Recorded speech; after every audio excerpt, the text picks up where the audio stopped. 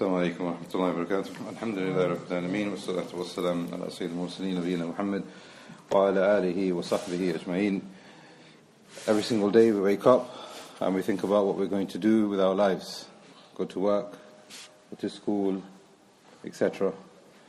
And at the end of it all, 30 years, 40 years, 60 years old, wherever you are, your life will be concluded. And one of the strange things about the life of Bani Adam is that once his life is concluded, even if he's lived for 1,000 years, and we know from the story of Nuh alayhi salam, their life and their biography can be summarized within a few minutes or a few hours. That's your existence.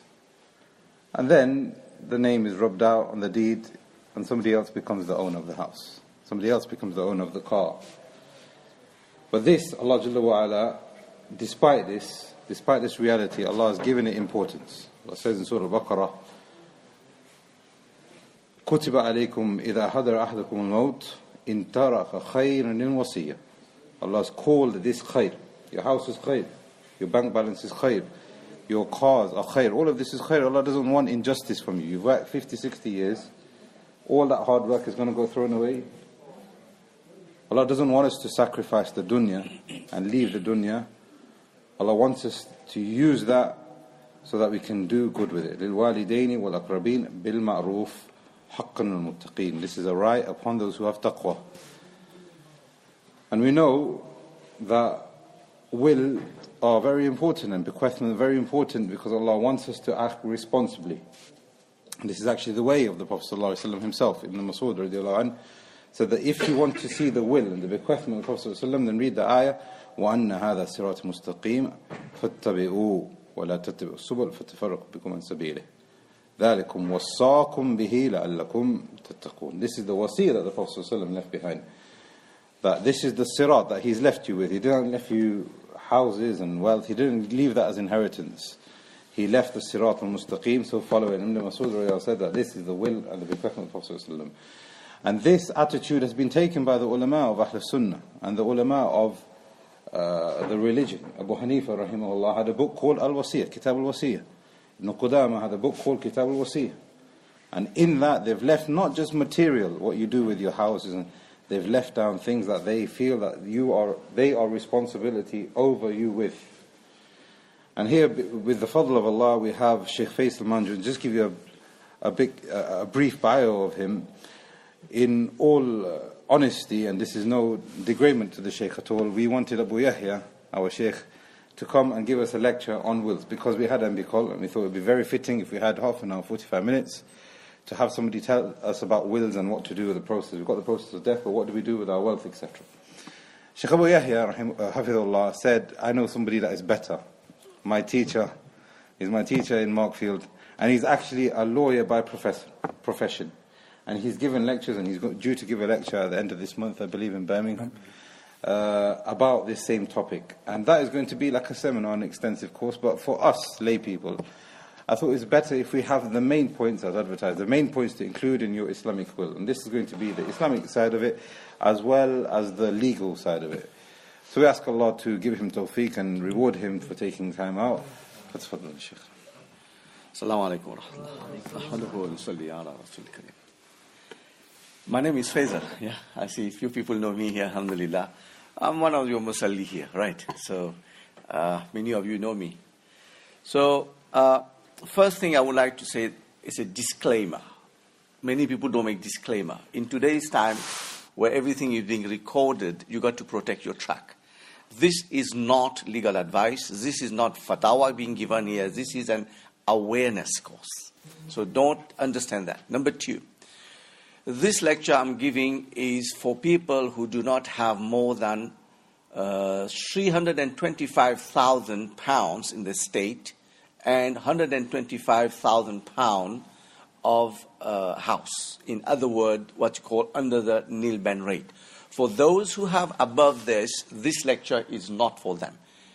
It becomes extremely complicated where you got to use different type of trust mechanism, because then you're going to be taxed at 40%, what's called the inheritance tax. This is why Sheikh mentioned, if you want to know that aspect, on the 24th of February, Jami Masjid in Birmingham, there's an expert who will talk on that, the different ways for you to, what you call the intergenerational estate planning, they call that. Okay. I like the word that Brother Salim said something very, very, very interesting. And we have to pay attention to what he said. When you call and be called, if there's a cost, somebody asked this. What he said, we got an ambulance, you pay 50, and we have somebody who knows what to do.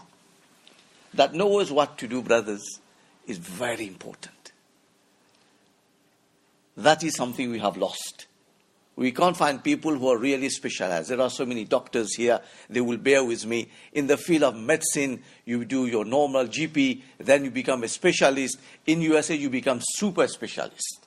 Somebody specializes in the eyes. In the eyes, you take the retina, and a part of the retina, he specializes in that. This is the world we're living in, super specialization. When we talk about inheritance, understand properly, Sheikh will spend 2 years to study the fiqh part. That's the normal syllabus you will follow in a university or Darul Uloom. After that, you're going to do iftar, another 1 year inheritance.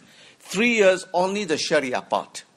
Then you're going to study 1 whole year in a university to do your LLB. There's 1 whole year course on inheritance.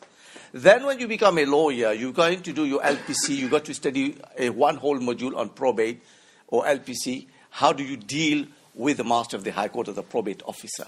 When you finish this, then you got people who will handle your estate, what you become a trustee. So to really understand the technicalities of inheritance and drafting a will, it demands about 7 years of studies. It's not a joke. All right? It's not a joke. It's very serious. This is why the Quran Sharif mentioned in Surah An-Nisa, and Sheikh also referred to that, Yusikumullah. Allah is giving you wasiyah. Mufti Shafi Sahib, rahmullah, in his Ma'riful Quran, discusses this word. What does that mean in Arabic? Yusikum Allah. In Arabic language is a departing advice I'm giving you. Very, very, very important. It's a departing advice Allah is giving in Arabic language. Pay attention to that. Then Allah starts giving a whole chronology. How do you devolve your state? For the son, this amount. To such an extent, those studied Islamic, studied what you call cross-cultural legal studies, you realize that the way, the scientific way, the Quran Sharif has calculated the shares, the social impact, the economic impact, the psychological impact. No legal system in the entire world has this. I've studied the French law, the English law, the Russian law, South African law. Nobody can equate when you look at it in a holistic way. Why I am saying that? In the Muslim world nowadays, and those who are newspaper about 1 month ago, Tunisia wants to change the law of inheritance. All right. This didn't come overnight. There are a lot of academic papers written on that. There are doctoral theses. In Oxford University, there's a whole doctoral thesis on that. We must change it. Why we must change it? Because it's not fair. That was for 1400 years ago. Blah, blah, blah, blah, blah. You got the feminists who come and give the feminist or the matriarchal interpretation of Quran. This is a challenge outside. Fair. You got the freedom of expression. You express what you want. I appreciate that. From an academic point of view. But from an Islamic point of view, when Allah is telling you, this is a departing advice for you, this is how you are supposed to do it, you have to look at this problem in a holistic way. The problem that we're having with inheritance, I got enough experience to tell you that. You will be shocked how brothers, sisters who are so close, with a couple of thousand of pounds, they become life enemies. Right? Life enemies they're becoming, which is very, very ugly. Hadith Sharif says, if you break relationship, Mafhum Hadith, 500 years distance, you won't smell the fragrance of Jannah. This is how important.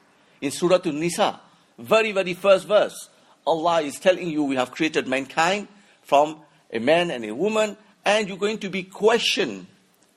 Alladhi tasa'aluna bil arham. This is how sacred this relationship is. This is why the Islamic law of inheritance, the way you devolve it, is highly based on affinity, your marriage, and your blood relationship. We have to understand the holistic way how you devolve the state from Islamic point of view. And it's not only, okay, nowadays a woman also are working and the daughter is receiving more than the son. The daughter is looking after the father. How come the son is receiving twice what the daughter is receiving? You got to understand the psyche. Sheikh Ahmad Sabuni, rahmallah, no, he's still alive. Sheikh Sabuni from Makkah. He wrote a book, Kitab al-Miras. And many other scholars have given the rationale why it is like this. And when we look at it holistically, Allah subhanahu wa ta'ala says, Ya alladhina amanu udkhulu fi silmi kafa. Enter in its totality. You cannot take one ayat of Quran and in isolation you say, this ayat doesn't apply. It doesn't apply this way. Understand that. You got to look at the entire Sharia from a proper perspective, and then you'll find the beauty of the Quran Sharif. So we have to understand that having Islamic will is very, very important. And the beauty is that in this country, by the fazl of Allah, we have a concept in law called freedom of testation, which many countries do not give you. In other words, freedom of testation means you are free to give your estate to whoever you want. Whoever you want, provided you don't trample on the rights of others. For example, there are laws in UK, you got responsibility to look after your children. Now you don't want to give it to your children, you want to give to an animal association. Your child comes first. You got to maintain your child. Right? There is a case, very, very famous case recently, 2017 Appellate Division, where a father had a problem with one of his daughter.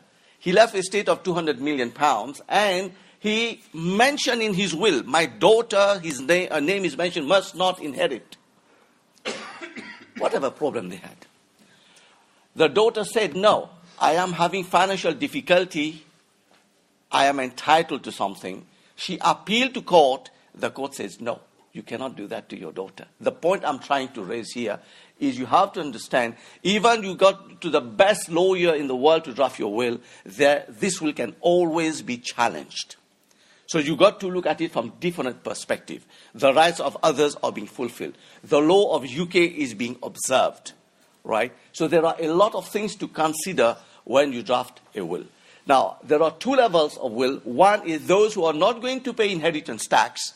That is £325,000, your car, your cash in the bank, your small savings, your gold watch, etc. That is 325, and for your house it's 125,000. So plus minus is about 450. They're aiming to bring it up to 500,000. After that, per spouse, by the way, per spouse, right? After that, you got to pay 40%, what you call the inheritance tax. And this is where I'm not dealing with that aspect at all, where you got to pay. I'm talking of a simple, straight people like myself. We are not millionaires to pay inheritance tax. So this is simple people. If you are rich, then you have to go and consult an expert. That bayan is not for you. Understand that. That bayan I'm giving is not for you. You have to go and see expert. Then there is trust mechanism involved and so on, right? So understand that. I just want to make a disclaimer right from the beginning, right? So you cannot rely. If you got more than this amount, this bayan is not for you. Go and see experts for that, okay? Right, so, before starting, this was an introduction. The first thing is, what is a will? What do you understand by a will? Many people say wasiya. Wasiya is not will. Wasiya in fiqh is a technical term. Wasiya is up to 1/3 what you have of your net state. You can give to whoever you want, provided it is not for the existing heirs. That is a wasiya. That wasiya will be part of your will. What is a will? We have been talking about will. I've been hearing that a few times now. What is a will? Yeah? Any idea?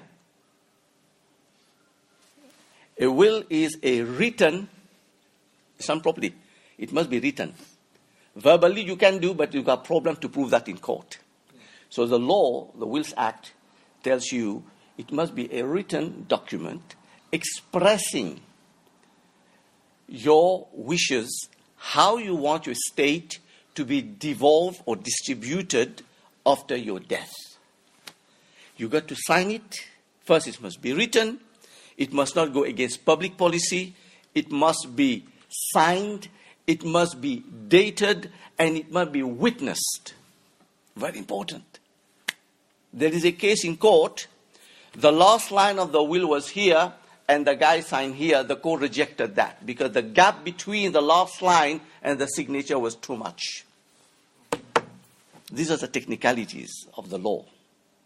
So you got to know where to sign, right? So you got to have two witnesses. You must be an adult. It must be written. It must not be against public policy. I give you an example of public policy. There was a gentleman, a Jew gentleman. He had a will. In that will, he mentioned that my son will inherit provided he marries somebody from the community. Right? That was the condition. If he marries outside the community, he is not entitled to inherit. And he married outside the community. Love is love, love is blind. Okay? So he was disinherited. He took it to court. The court says that is against public policy. How can you dictate somebody with who he must get married? So this will was declared void. It was against public policy. Right? So you have to understand, you are living in UK, there are specific rules and regulations. In fact, one of the reasons to declare a will not valid is if it's not following the procedure. These are the conditions for it to be valid when you send it to the probate officer, and the conditions are not there. You haven't got witnesses, for example. So these are very technical terms which you have to observe. Now, from Islamic point of view, why do you need a will? Why do you have this small piece of paper? The first thing you have to understand, if you don't have it, minimum 35 verses of the Quran you're going to violate. Because there are two. Either you have a will, the law will observe what you are saying, or you don't have a will, another law will be imposed on you, what you call intestacy. And that is completely off Sharia. Yani, for example, the first 250,000 must go for the spouse, or whatever. This is a calculation which is completely haywire. It doesn't fit into the Quranic text. Right? So this is the first thing. So about 35 verses of Quran is going to be violated. So many ahadith of Rasulullah is going to be violated. Right? That's the first thing. Number two, if you got creditors, and you haven't got a will, who will know you got creditors? You know the azab in qabr for somebody who doesn't pay his debt. Rasulullah comes in hadith, he was not performing salatul janazah if somebody had a debt. There are two ahadith or maybe more than this. So how people will know? Right? And as the person, if you come and claim there is no proof, what happens? Number four, your own heirs will have no say. They got no choice. Number five, problem, if you don't have a will, you never plan it, unnecessarily you're going to pay inheritance tax, where within the law, you can mitigate that. Okay? So there are many reasons as to why we have to consider having our will. And under UK law, alhamdulillah, as long as we do not trespass the right of others, we are in a position to have it Islamically done. Now, as a Muslim, you have a will, you will have your Wills Act, you're going to have the conditions of the Wills Act, which I mentioned to you. But as a Muslim, what are the conditions you have to consider when you draft a will? Very, very briefly, as I said, this is not for high net worth individuals. This is for people like myself. We are not millionaires. Whatever Allah has given us, we make shukr. This is for us. If you are very rich, you got to go and see expert in tax law and so on. Right? The very first thing you have to do in your will, you got to identify yourself, who you are. Maybe you say, I am so and so, staying on this street, and this is my passport number. So we can identify for who is this will. Number two, very important, though you never draft a will before, but you don't know we are human beings. We can forget. Maybe when university, we fell in love with somebody there, and we have promised that girl something. We forgot. Now we are 50, 60 years old. We can't remember. You must have what you call a revocation. Revocation. You got to revoke. You got to say, this is my last will. Whatever will I prepared in the past is cancelled now. You got to have a revocation. We don't know. We are human beings. We can forget. We got to promise somebody something. We don't know. So you identify yourself. You make a revocation. Number 3, you must appoint your administrator or executor, somebody who will look after amassing all your data and what are your assets, who you owe, etc., who will manage that for you. You got to specify it. Usually, I would advise you to put 2 people who you trust. It can be your wife, for example, or your son, or your imam, or somebody you trust, right, who knows about your private life a bit. Yeah, that is very important. If not, you're going to give taklif to your children to go and look for somebody. There are legal procedures to go and appoint somebody. So you appoint one, failing him, you appoint number 2. Usually you ask them permission. But if I die, will you be able to do that? Once this is done, the next stage is your body. Salim Bhai mentioned that, and you were discussing something about the will, about the body. As you know, the law in UK now about your organ. Do you take it or not? The law in Wales already passed. The state can take your organ. In UK, it's still being debated. I won't go in the Fiqhi debate. Can you give organ, don't give organ? That's a Fiqhi debate on its own. Some ulama in 1995 already, like Marhum Sheikh Dr. Zaki Badawi, rahimahullah, has given jawaz. Some ulama say don't, etc. I don't want to go in that Fiqhi debate. That you go to your ulama and ask. That depends on you. Whether you want to give your organ, you don't want to give your organ, that's up to you. If you don't want, NHS there was a form to be filled. Now, there was a time limit on it. Doctor, I don't know whether this time limit is over now. If you want to opt out. In the past, if you wanted to give organ, you have to opt in. You say, I am giving. Now the law has changed. You have to opt out. If you don't opt out, automatically they take the organ. Now that is up to you. I don't want to go in your private life. You discuss with your alim, who you trust, and your mufti, you decide. Then your ghusl. Very important. If you don't die in this country, you die somewhere. For example, you want for Hajj. That another masla also, making will for Hajj. Because people die, they got money on them, lot of money. What to do? That's another masla also. When you go for Hajj, make a small will, what to do with your body if you die. Because you got legal complication after that. So then you got to look after your body, your ghusl. You want to be buried as soon as possible. And doctor mentioned about scanning. Autopsy. You can spell this out. Doctor mentioned 2 points there. Not only you, even your family can mention it. Nowadays, you got also scanning facilities to check, etc. You mentioned that because you don't want to raise on the day of Qiyamah, your body's cut. You know what I'm saying?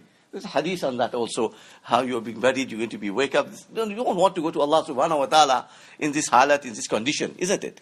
Of course, if it is beyond your control, the police said you got to do it, you got to do it. That is beyond our control. It's a zarura. But if not, you have to take your precaution. You mentioned you want to be buried as soon as possible. You want to be, if you know organ donation or organ, whatever your position is, what to do with your body, etc. That also fuqaha have got in detail. How much you are supposed to spend on kafan dafan? The big debate on that. You must not be too stingy. You must not be too extravagant. Fuqaha have explained on that. There's no time to go into masla. So a decent kafan by the end of the day. Yeah. وَلَقَدْ كَرَّمْنَا بَنِي Adam. Allah has honored the son of Adam. Right? If Allah has given a nice clothes, you wrap it, whatever. Once this is finished. About 3,000, 4,000 in the lecture. Yes, that is for your qabr now. Yeah. No, but everything you're saying with 4,000. transport. Now you got to make provision. You got to make provision for that. Okay? That is your kafan davan. You yourself. What you want to do with your body, your ghusl, where you want to be buried, etc., etc., etc. Right? Once this is finished now, very, very important is your HMRC. Before, what you're going to do was this will that you have prepared, you're going to send it to the probate office. They will give you a probate grant. That you won't get, you got to fill some forms. I'm not going to discuss this here. Where the HMRC has to clear out, you don't owe any tax. Understand that one? Income tax, state duty tax, whatever duty you got, they will claim that. So you got to sort that before you die. Not your children will start having problems. Yeah. So then if everything is clear, they will tell the probate, okay, this is sorted out, then you get that. Then the administrator will be in a position now, officially, to ask the bank how much cash you got, to ask the solicitor, do you have this and that, and then they collect the assets to be distributed, right? I hope you understand that. The next thing, Sharia gives you, subhanallah, Allah is really generous. What we have from a Sharia point of view, first of all, is not ours. It is an amana from Allah. But Allah is so Ghafur Rahim, Al-Wadud. He loves us so much. Okay, enjoy. But Allah said, okay, when you die now, because this is for mine, I decide who will get what. But nevertheless, I will give you 1/3. You decide who you want to give. Now, ulama kiram, Maulana mentioned, Shaykh mentioned early on, the great ulama Ibn Qudama, etc., has given a lot of advice. The great ulama, they were giving advice. Even there's a hadith also on that. What the Anbiya will leave. Right? They leave ilm. Yeah? So, Sharia give you 1/3. Don't waste this 1/3, because we don't know what our heirs will do. This 1/3, you must try to do two things, brothers. Try, first of all, your duty vis-a-vis Allah. If there are shortcomings in our ibadat, try to fix this up. Salah, Saum, Hajj, etc. Try to fix this up. Then, Sadaqah, Sawab Jariyah. Please, don't forget to do that. Leave something when you die, it continues. If Allah blesses you with good children, this is Sadaqah Jariyah. But if Allah protect us, if we have children who won't care for us of our death, then where we are. Our kitab closed, book closed. Salam. Yeah? So Allah is giving us an opportunity. Use this 1/3 for at least, this is what's called your wasiyah.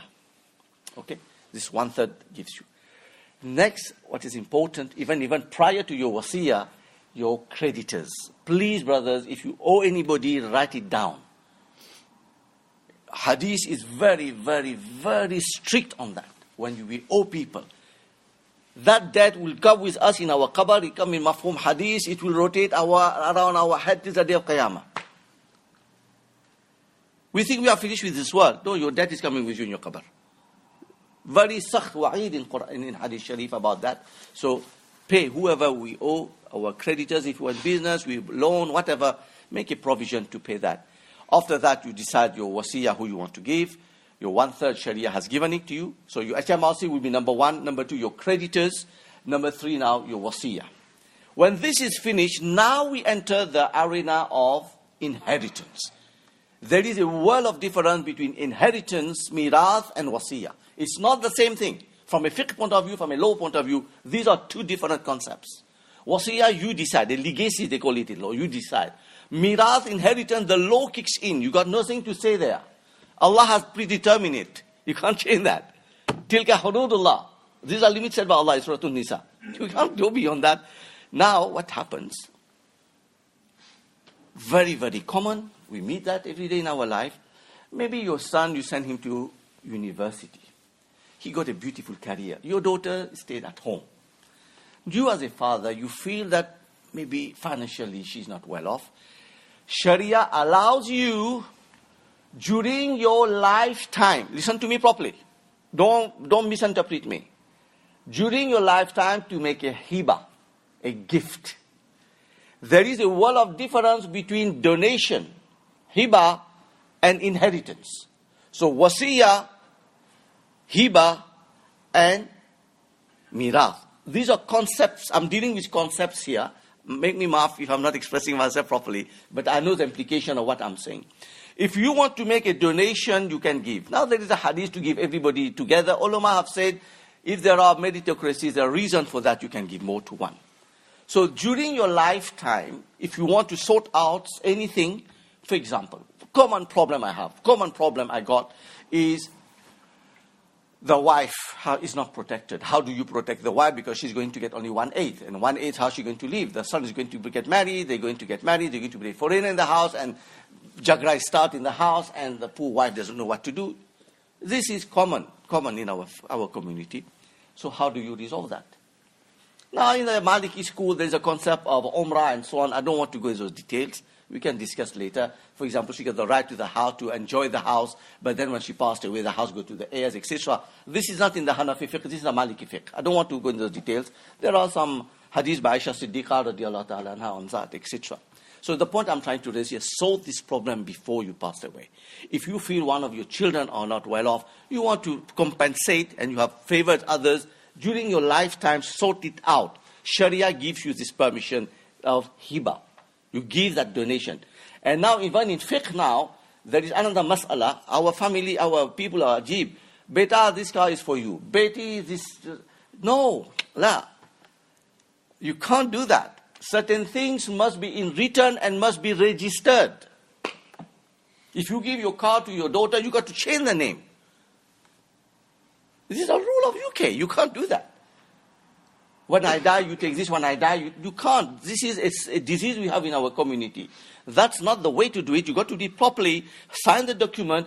Do the transfer if there is a need to do transfer. At time maybe the transfer is too high. Then you talk to the muftis how to do it. But the point I'm trying to say is there is, on the fiqh, there's one whole debate about donations. For example, in the Lahnaf, in the Hanafi fiqh, if you give, and the other say, okay, I'm giving you this, there must be qabdah, must take it in his hand. If not, donation is not tam in the Ahnaf. So there are rules and regulations. You got to see your mufti and see how to complete that donation. And the law of UK, you got to look at the law of UK as well. Right? So these are, I'm sharing my expertise, my experience I've got with my clients. These are practical problems. Right? For example, I tell you about the dates. I had a client in South Africa, Mufti Sahib, 4 wheels. None of them had a date.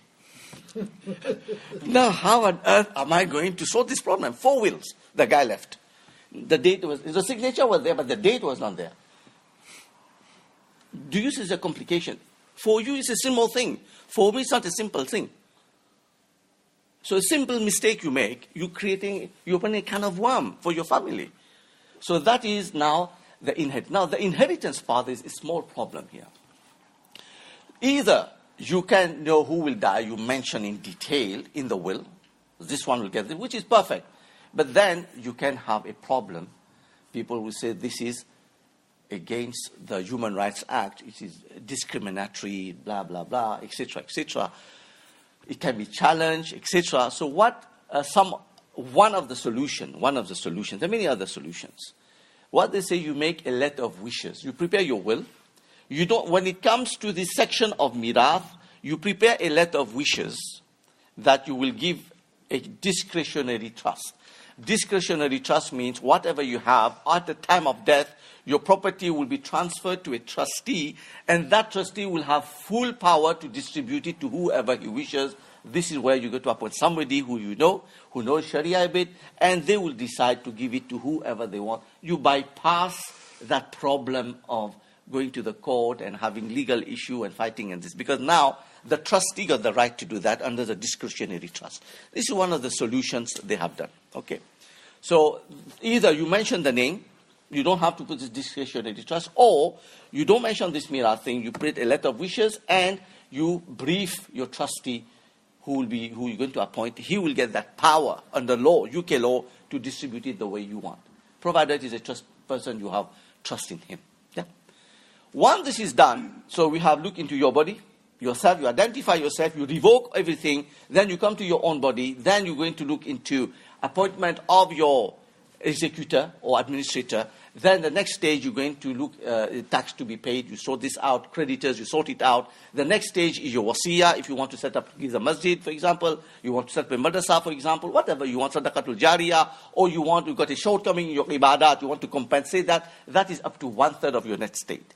When this is finished out, you make your wasiyah. Who will receive what? You have done that. Then the miras come.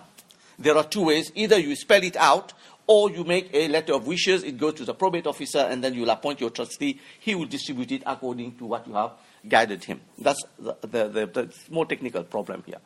The next stage, when this is finished now, the next stage, what is important is if you have minors, guardian, you got to specify. Because in fiqh also, this is very, very, very sensitive when it comes to children.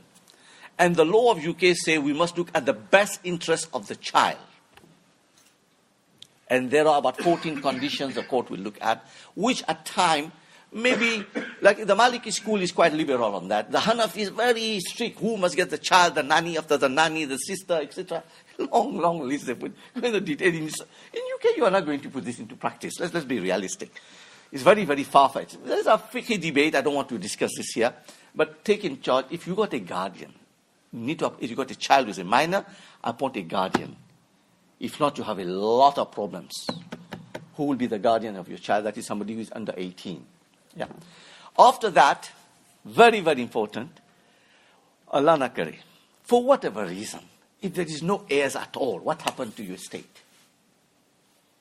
This is where many people don't make that in their will. What do you call the gift residue?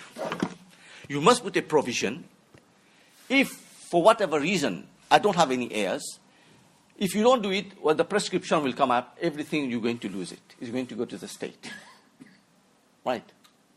So, you can put that, okay, what I've got, I'm giving to Masjid Tayyiba. And that, or there is orphans, or put it in an orphanage, or whatever. So now, there is no wasiyah standing, or maybe no heirs. For whatever reason, a car crash, or whatever, there is no heirs left. If you don't put that, it's quite remote in this country, but in South Africa, it's very common. The whole family is carried, one accident, the whole family is gone. That is well known in South Africa, you can see, right? Or you got a train crash, they have gone on a holiday, and the whole family is wiped out. So that is why you put it there, so that you don't lose on that. If not, what's the purpose of working 25, 30 years, leaving £1 million, and the 1 million is gone? You understand? So you must put a gift residue clause, what to do in case you don't have heirs. Then the last part, very, very important. Sorry, I think I'm taking a bit more time here. The last part is, I'm talking from experience, brother. Again, this is not in the wills. Put an arbitration clause.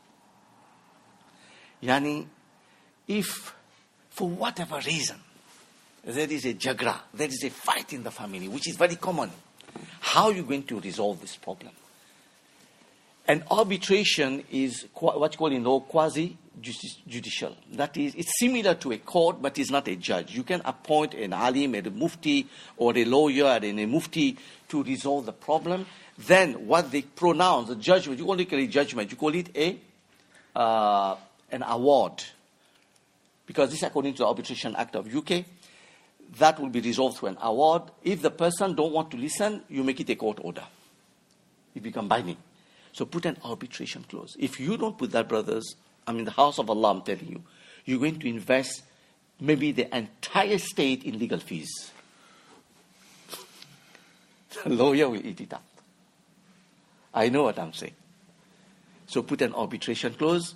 If there is any problem, you want this to be settled by this, they can go to this mufti or whatever. Put an arbitration or Jamiatul Ulama, whatever, your alim or whoever you want, you can put there. And this is regulated by the arbitration clause. However, the arbitration clause also can be problematic because there is another rule. If there is a procedural problem there, you can be taken on review to the High Court and even to appeal if it's not well done. So there is this another area of law, what's called the arbitration for inheritance, right? If not, you're going to invest thousands and thousands and thousands in legal fees. I know what I'm saying. If you take a Queen's Counsel, you're looking about per day, just to say hello to the judge, you're looking maybe £5,000 or maybe £10,000, just to say hello. I know what I'm talking, right? You follow what I'm trying to say? Because usually they will charge you maybe a whole day. A Queen's Counsel or the silk, we're talking 10, 15,000 a day. Now, if you got a estate of 1 million, that will go on and on and on and on. If you go 20 days to the court, calculate how much going in legal fee. That I'm talking about the advocate. I'm not talking about the solicitor. Solicitor, another masla. This is another masla. Yeah. So I'm giving you good advice. Put an arbitration clause.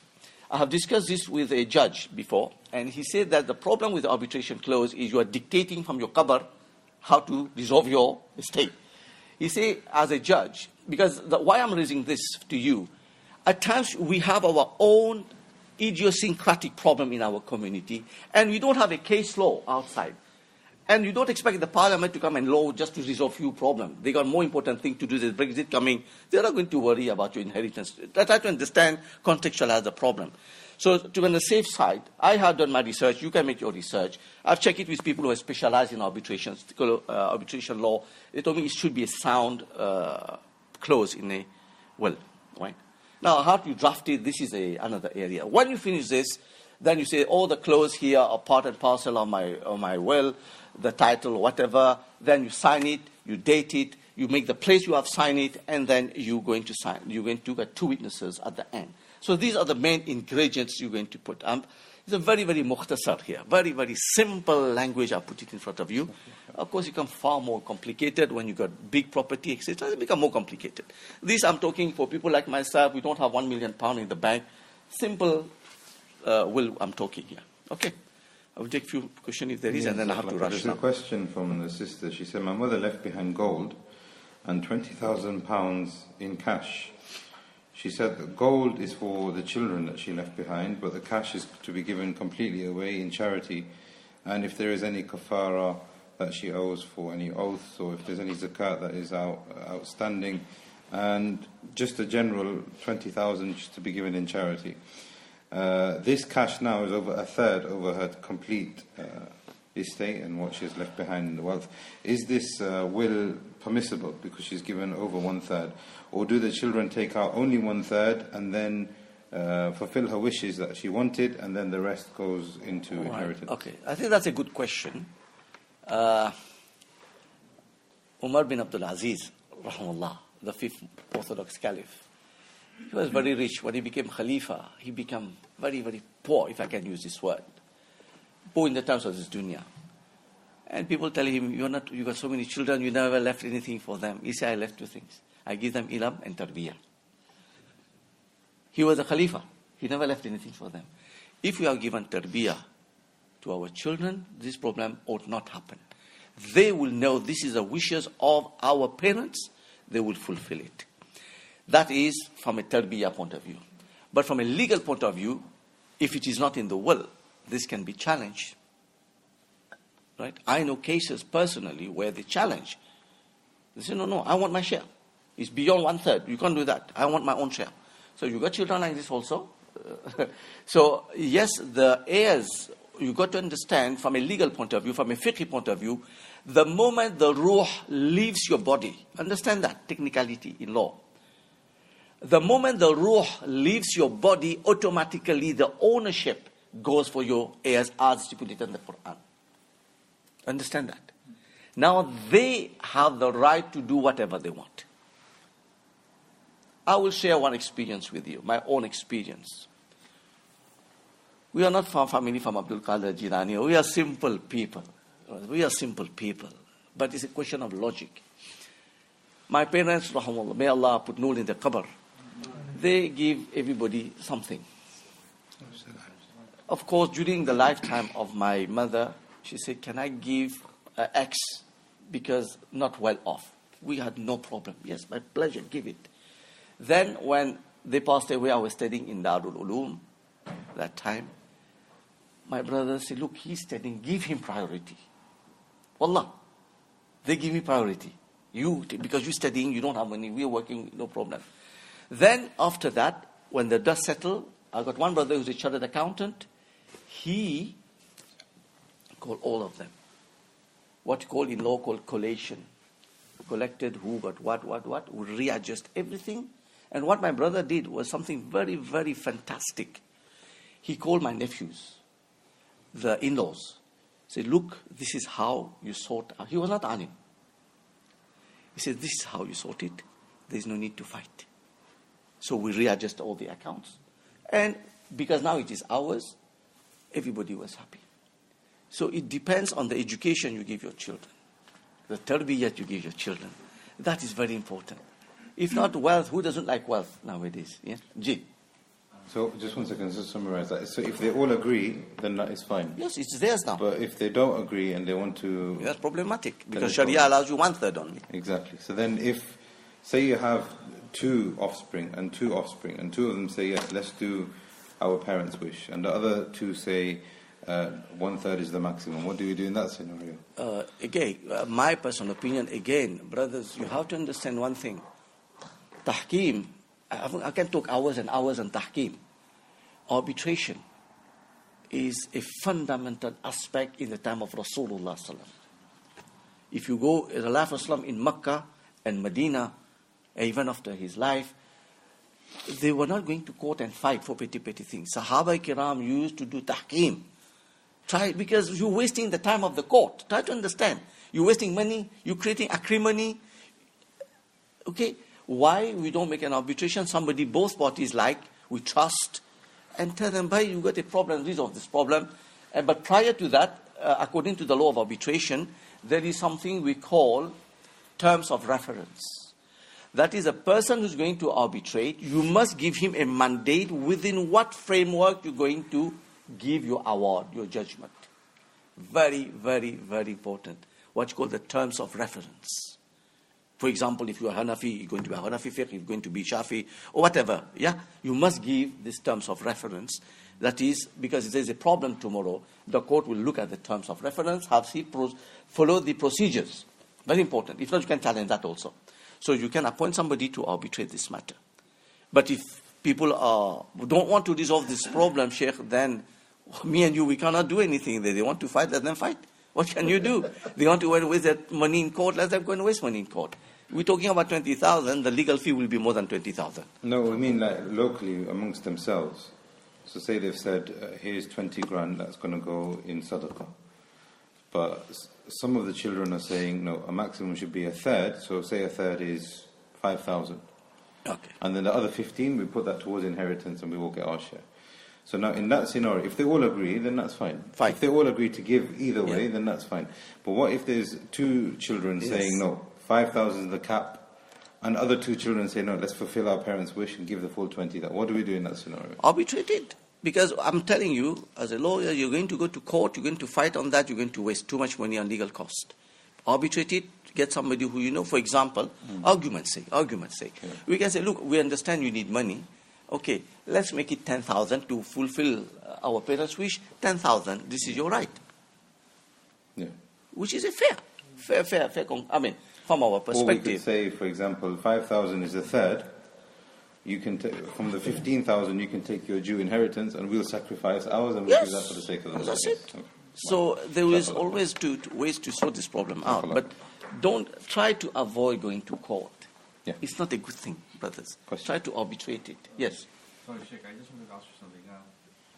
Where can I go for an Islamic? Do you know any legal firm? Do you yourself offer? How much? I'm a lawyer, but I don't do it. I know how to do it, but I avoid it. Would you recommend somebody? There is, for example, in Birmingham, there is one brother, Harun. I will. Yeah, he's quite good. Then in London, there are few. I know in London, a few lawyers who will do. The problem, what will happen is either we have, as I told you got a standard well. That is, when I was in South Africa, giving that free in the masjid. Free, okay. It's not pay for me to sit with you and give you 2 hours, 3 hours to draft a will, because a lawyer will charge you for that. That's a problem we have for individuals. You go to a lawyer's office, they will charge you maybe £150. People say, £150 for 1 page. You follow what I'm trying to say? It solves all these problems. Yeah. But from my point of view, it's easier if I go to a lawyer. Yes. I can just Yeah. There are few people, I can give you name later. It's not nice to mention names. I'm trying to avoid mentioning names. This one I'm mentioning because it's on the internet, is well known. In Leicester, there are few, I'll give you names later. Sheikh, is that the amount you can give to your offspring under British law? Wait. If I look at your word, can we donate? Yeah? During your lifetime, you can give. Yes. That's not a problem. No limit. But if you die, then it's problematic. Because there is al-aqrab al-aqrab. So the one who is nearer to you in blood relationship will exclude. For example, your son will exclude his son. Right? Now, if you got 2 sons, one dies. Because this is a rule of purpose in law. Because he died, doesn't mean his children will take his place to inherit. Because they are further from the son. Right. So in Pakistan, what they have done, what you call wasiya lazima. The lawyers has fought a case. From this 1/3, they say to compensate those grandchildren, you apply to court. That's only in Pakistan, I know they do that. In England, I don't think you can do that in England. Wasiya lazima. Professor Mahmoud Ghazi has written a book on that. You can check. But that is in Pakistan, they have passed this law. They haven't passed a law, the lawyers fought it in court, yeah. Whatever you want. There What- is no limit. That's yours. There is no limit of that for 7 years you have to survive that donation. Oh, this is a trust law you're talking. That is another rule of its own, trust law. I'm not going to go in that. Yeah, when you put something in the trust, then pro rata they calculate it because of some people want to not to pay their tax, they're using the trust. Yeah, that is another section there. But you can give any amount to. No, you can put everything in the trust. Up to you. But then the HMRC will look substance over form when they tax you. They won't look at the trust. What was the substance? Why did you do that? They will question that. This is why they have put 7 years. So if, for example, you die after 4 years, then they will calculate the tax pro rata. That's its own calculation. So this 7 years rule got its own law. But you can do it. You can do it. You can do whoever you want to give. No problem. You want to give to the masjid, you can give to the masjid, no problem. That is your lifetime. You do whatever you want. You got 4 children. 3 of them are well-to-do. They can maintain, they can sustain themselves. But one is disadvantaged. So you can give him as much. Fuqaha have written on that. If there is if you feel somebody needs more, you can. Fuqaha have written on that. There's a debate in fiqh because there's one hadith that you must give everybody equal. There's a hadith of Islam on that. But then the Fuqaha have interpreted this hadith that you can. Mona, you want to add something on that, Sheikh? He's asking you. Okay. I mean, if somebody did not privileged, you can, as far as my knowledge goes. Because we have been dealing with this case often. So we have checked various kitabs in fiqh. Because it's not only the English law, but also the fiqh also we have to check. You mentioned you're going to have a conference in February. 24th February. That also is tax question you mentioned. Yeah. That there's an expert in tax law. State tax law will come. Muhammad Zaman. He will come and give this Could you lecture. please tell me where in Birmingham this conference is? Or Yeah, Jamia Masjid. You got to register. It's free, but we're expecting about 100, 200 people to come. have you got any details about that? I send it to our Sheikh Abu Yahya. Sheikh. Well, this Okay. he's a Yeah. good friend of All mine right. and he's Yes. If you can get me that information. تفضل Sheikh. Sometimes in the Islamic law there is sometimes occasion where your own child, but you can exclude him from inheritance because of, for example, he's gone out to Islam or something. Yeah, mawani ul irith. Yeah. The impediments to inheritance. There's about 4 or 5 reasons in Sharia. Yeah. Sharia. So, for example, will he, for example, have the right to challenge this? Under English law, if you had a duty to maintain him, there are 2 things here. I mentioned that. You got your freedom to testation. You can get whoever you want. However, if you had a duty vis-a-vis somebody who was living on you, dependent on you, and you have deprived him, yes. There are enough case laws from the High Court here. He can challenge it. Because a court will say, under the Maintenance Act, where there's various law, Maintenance of Family Act, I think it is, you have a duty to maintain him. That is more important. You never fulfill your duty vis-a-vis your child. He was dependent on you. Sheikh, I'm talking about inheritance. After you die, not while in your life, after you die. Under Sharia, no. The Prophet make it clear. A Muslim will not inherit from a non-Muslim. A non-Muslim, that's a hadith of Rasulullah. You say challenge. You use the word challenge. Yeah, I mean, So I thought you were talking about English law. Sorry for that. exactly, I'm talking about English law. For example, Sharia is saying this. For example, if your child become like a mistake of kufr or something, you know the Sharia says. Yeah. If that child choose, this is my father, and have the right to the inheritance. He can challenge. He can. Under English law, he can. Yeah. If you had a duty of to look after him, he can. But when does that age end? Is it 18 years old? After 18 No, years old? no, it's not an age. For example, you got a daughter who is 30 years old. And she's a dependent. She's dependent on you. She's not a Muslimah. I got enough case law, about 3-4 case laws, very clear in the law here. Yes. Question. Sheikh Jafar, thank you for that talk. Have you had any experience of any cases where people have written, Muslims in particular have written, or even non-Muslims like Jewish faith or Catholic others, they've written in their will that they don't want a post-mortem, invasive post-mortem. Coroner has wanted a post-mortem, but they've explicitly put, if the coroner pushes for a post-mortem, their preference is for a non-invasive over an invasive, and the coroners then decided to... The coroners will have more say, because especially if it is a criminal matter, that will overrule your will. The state will have more say in that. Unless it's not a criminal matter, it's just a doubt. If it's a criminal matter, I don't think you will have a chance.